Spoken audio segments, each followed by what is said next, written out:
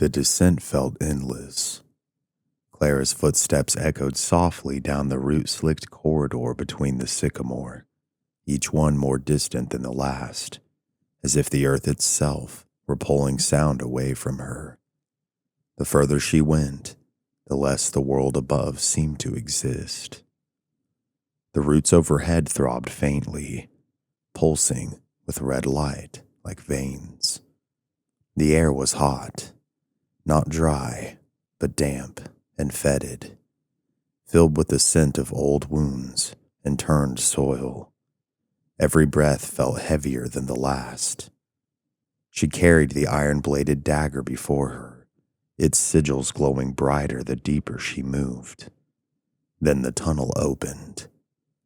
She stepped into a vast underground chamber, not natural, but grown. The walls were curved like ribs, pulsing with sap that gleamed like blood. Stalactites hung like fangs. Beneath her feet, the soil was warm and wet, and it shifted like something was breathing below it.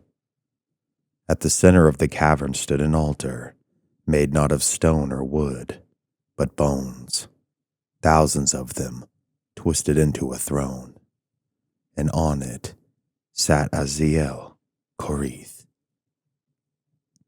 He wasn't flesh, not entirely.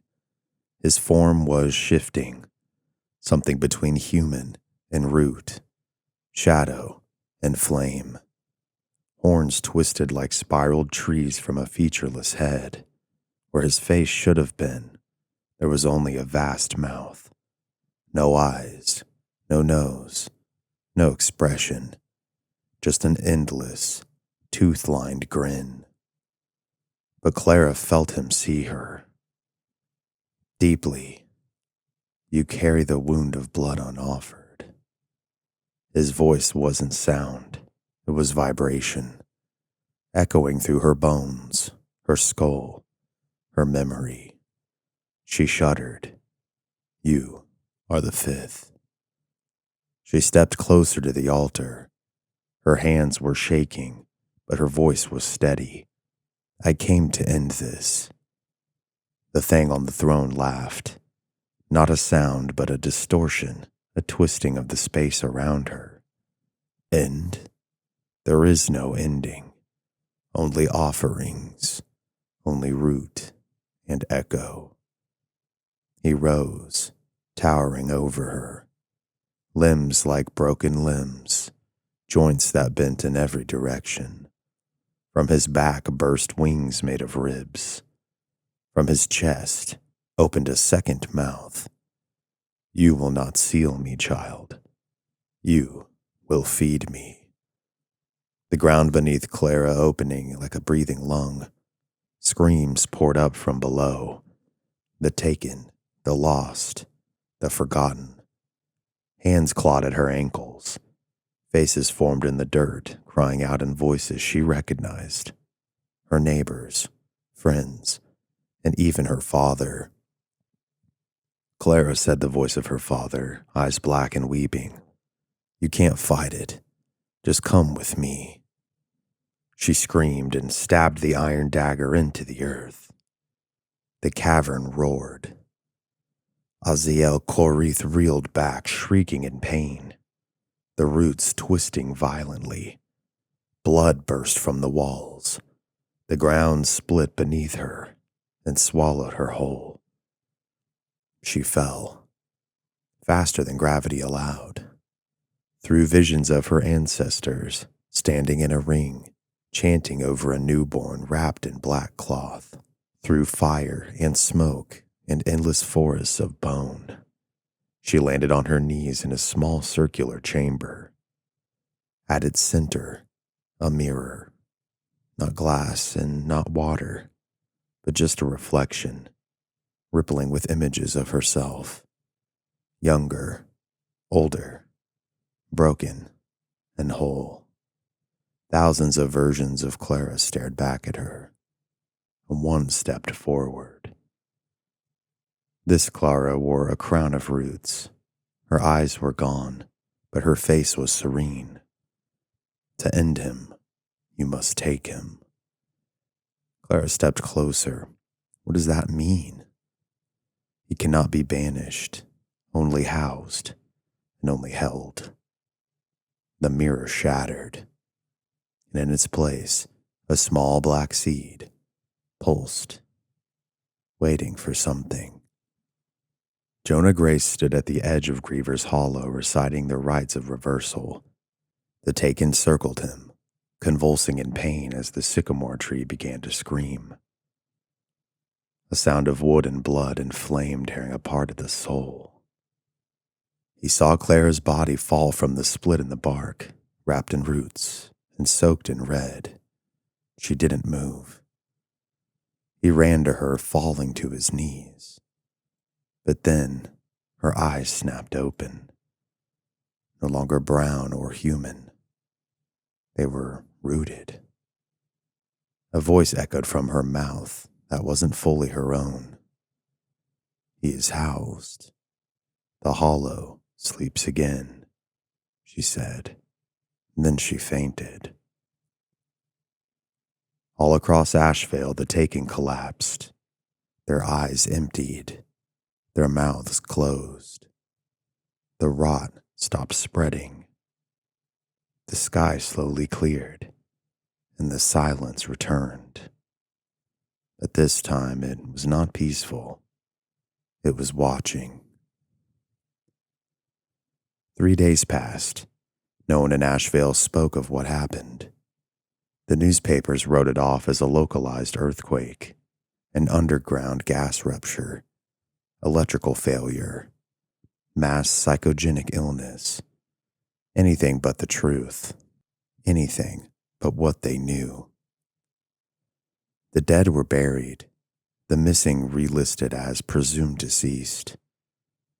The McIntyre house burned to the ground under unexplained circumstances. So did the Petrie construction site. And the sycamore. Gone. Not felled, not rotted. Gone, as if it had never stood in Griever's Hollow at all.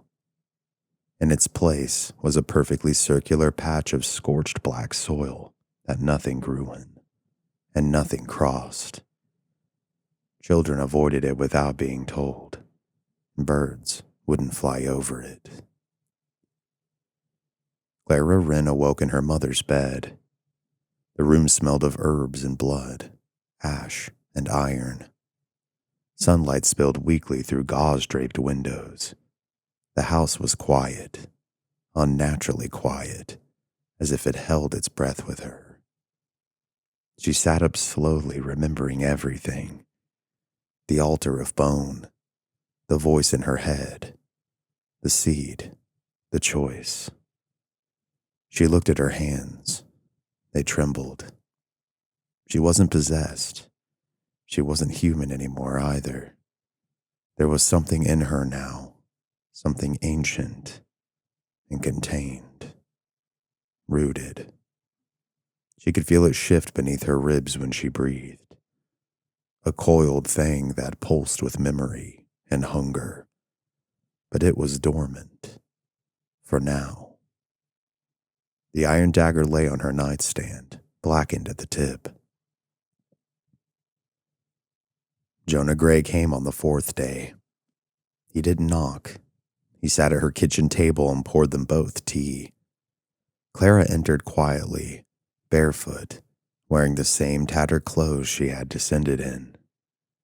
They didn't speak for a long time, and then he said, "It's in you now." And she quietly nodded. "It sleeps," she said. Jonah looked down. "But it dreams." Clara stared at her cup. "It always dreams." Silence stretched between them like a held breath. "You've bought us time," Jonah finally said. "Maybe a generation, or maybe more." Clara's voice was meek. "There will be another hollowing." He nodded. Eventually. They both knew what it meant. She wasn't Clara anymore, not fully. She was the lock, the vault, the warden. and if she died before the next fifth could be born, the seal would break. Asheville returned to its quiet routines. The leaves turned, the school reopened, funerals were held with no bodies. The hollowed ones who had survived went deeper underground. Their numbers had thinned, their memory had not. Deputy Nate Carver left the town the day after the final bell toll. With no resignation or explanation, he just left. His cruiser was also left at the edge of town. Its engine now sat cold, with the keys in the seat. But some nights, in certain parts of the woods, if you're quiet and lucky, you might hear a shotgun shell hit the dirt, or the sound of someone whispering warnings to no one. Clara remained. She lived alone in the Wren house, and she rarely left. Sometimes people saw her walking to the edges of town at night, with her eyes fixed on the horizon, never blinking, just always watching and always waiting. The roots were inside her now, and with them, their memories, all of them. She dreamed of forests before the first acts, of rituals beneath blood moons, of languages lost to the dirt, and always of him, of Aziel Korith, sleeping, smiling, whispering, and she knew someday soon he would speak again. In her cellar beneath her floorboard only she could lift, the black seed pulsed faintly. It was growing.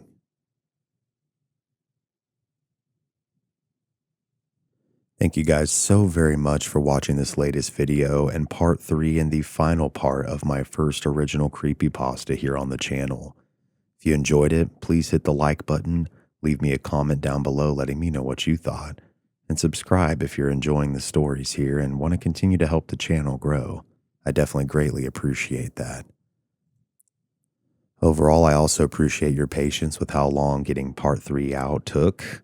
It took a good while. I had to finish writing it as well as finishing some other content that I've been working on for the main channel, as well as a few other projects and my merch store over at mysteryarchives.myshopify.com. So yeah, other than that, guys, it's been Kody here, both from Mystery Archives and Kody's Creepies. And please stay safe out there, whether it's from ancient demons rooted in the earth or, more non-serious things that go bump in the night. And I'll see you next time. Take care.